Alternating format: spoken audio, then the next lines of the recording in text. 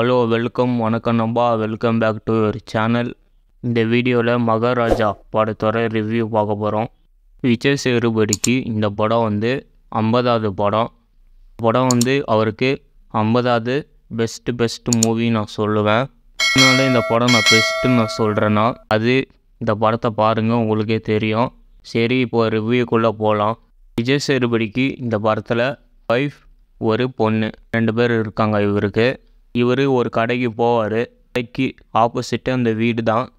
இவர் கடையில் ஒரு பொருள் வாங்கிட்டு இருப்பார். ஒரு லாரி வந்து இவங்க ஒய்ஃப் இருக்கிற வீட்டில் இடிச்சிரும். அதனால் ஒய்ஃப் செத்துருவாங்க. இவரோட பொண்ணு அந்த ஒரு குப்பை தொட்டி இரும்பு டப்பா அவங்க மேலே அப்படியே மூடிடும். அதனால் பொண்ணு தப்பிச்சிரும். அந்த குப்பை தொட்டி டப்பாவை இவர் பத்திரமா வச்சுப்பார், பொண்ணும் பத்திரமா வச்சுருப்பாங்க. அந்த குப்பை தொட்டி டப்பாவை இவங்க சாமி கும்பிடுவாங்க வாரம் வெள்ளிக்கிழமை.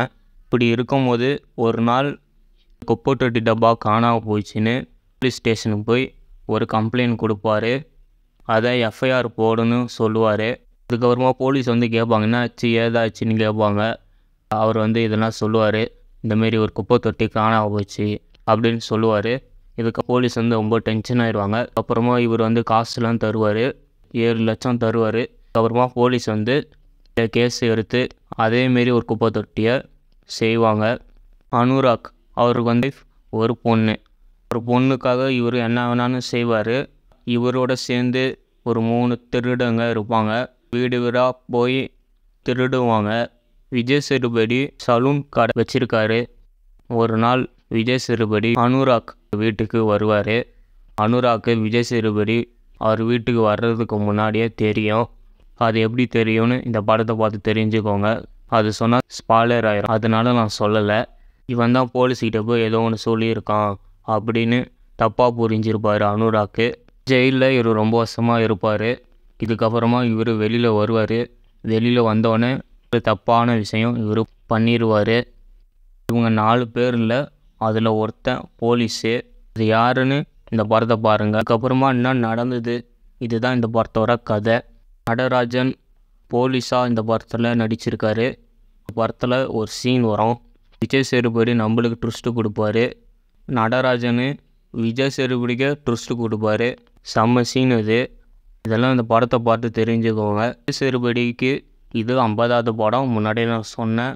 விஜய் சேதுபதி நெட்டிலன் சாமிநாதன் இந்த டைரக்டரை சூஸ் பண்ணி நடித்தது ரொம்ப நல்ல விஷயம். ஏன்னா படத்தோட கதை வந்து அவ்வளோ சூப்பராக இருக்குது. செம்ம ஸ்டோரி. இந்த படம் நான் தேட்டரில் பார்க்கும்போது ஃபோனுக்குன்னு எதுவுமே நோண்டலை.